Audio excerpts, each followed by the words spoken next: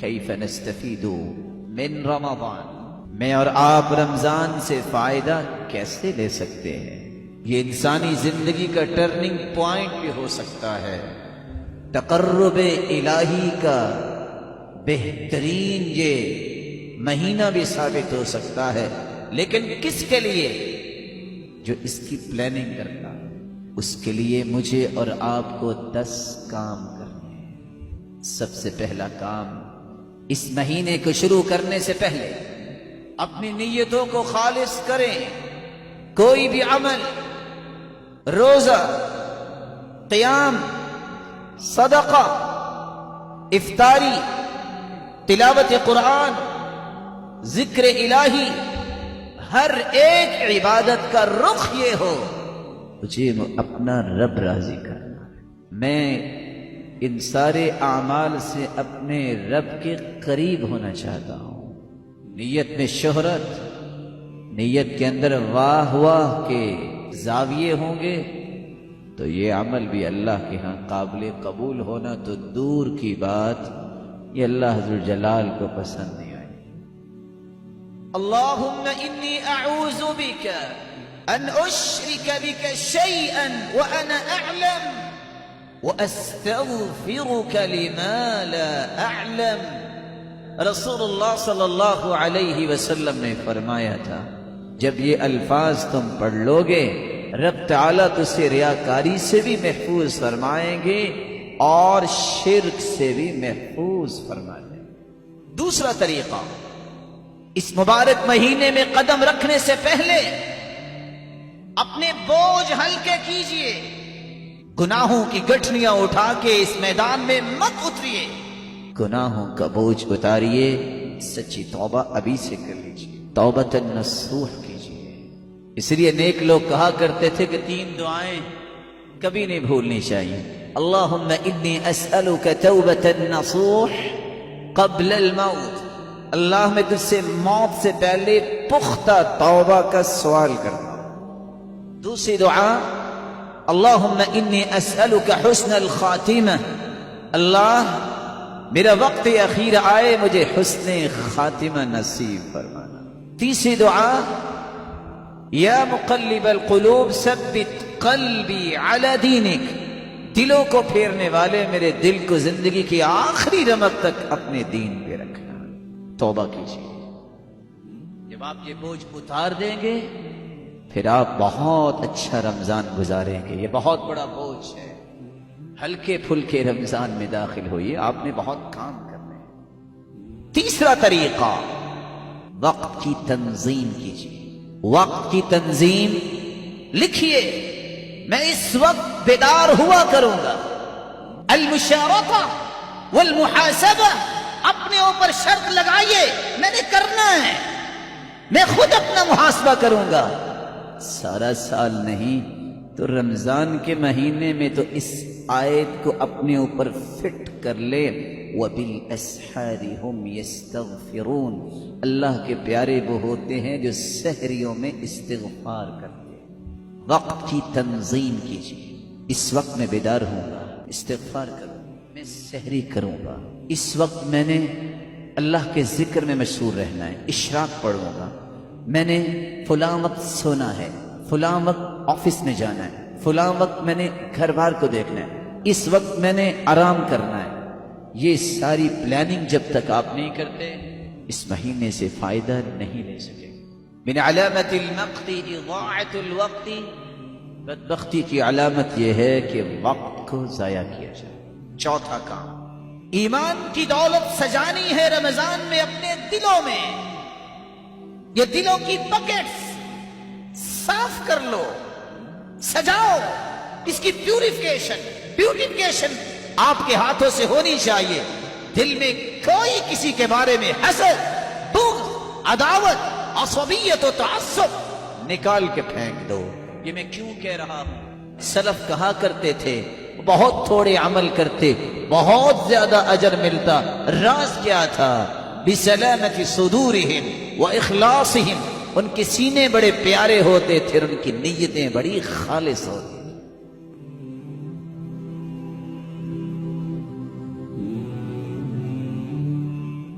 पांचवा और छठा काम रोजा क़याम दो नीयतों के साथ रखिए और कीजिए। इसलिए रोजा मत रखिए, ना रखा तो लोग क्या कहेंगे, ना रखा तो अब्बा हुजूर तो मारेंगे। मन साम रमज़ान ईमानन वहतिसाबा, और दूसरी रिवायत मन काम रमज़ान ईमानन वहतिसाबा, दिल की खुशी से रोजा, दिल की खुशी से क़याम, रब से सवाब लेने के लिए रोजा, रब से अजर लेने के लिए क़याम। जब तक दो नीयतें नहीं होंगी, आपको हदीस के अल्फाज सुनाए देता हूं।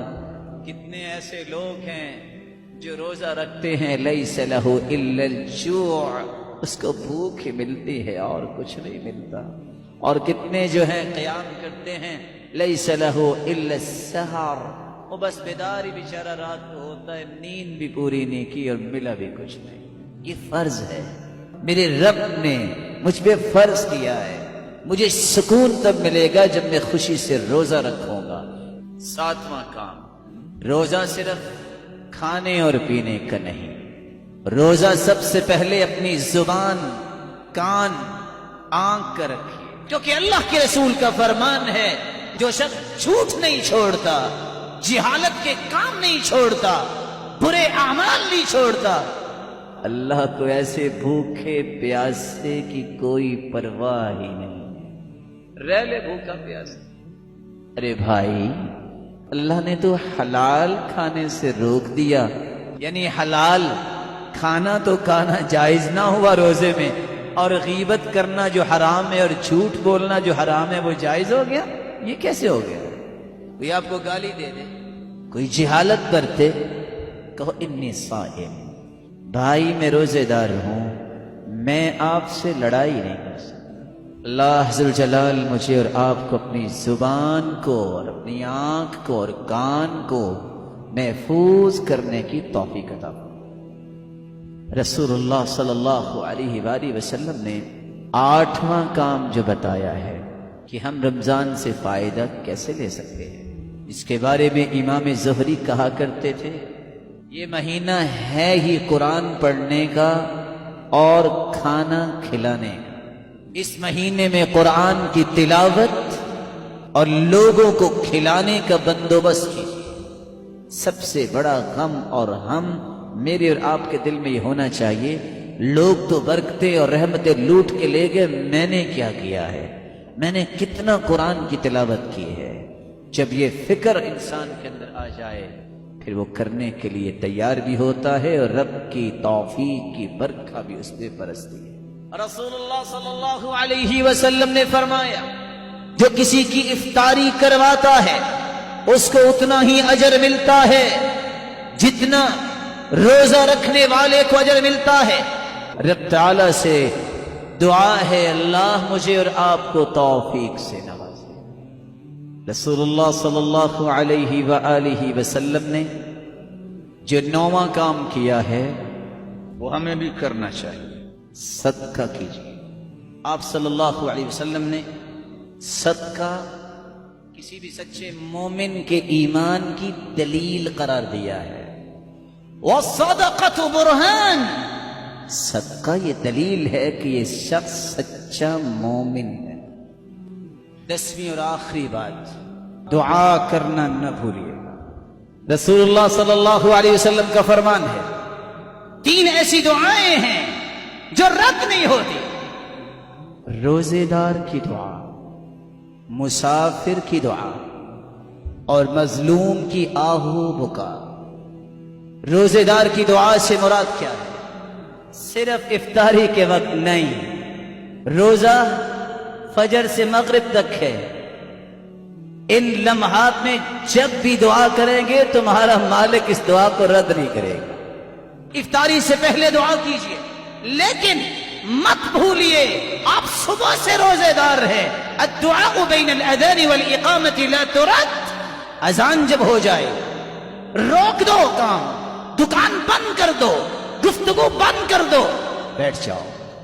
अजान اور اقامت کے درمیان 10 سے 15 منٹ کا جو وقفہ ہے، رب کے محبوب فرماتے ہیں اس وقت میں جو دعا کرے اللہ اسے رد کرتے نہیں۔ دعا کیجیے اپنے لیے، اپنی اولاد کے لیے، والدین کے لیے، رشتہ داروں کے لیے، بہن بھائیوں کے لیے، امت اسلامیہ کے لیے، وطن عزیز کے لیے، معاشرے کے لیے، رب تعالی ہمیں اپنی رحمت میں لپیٹ لے۔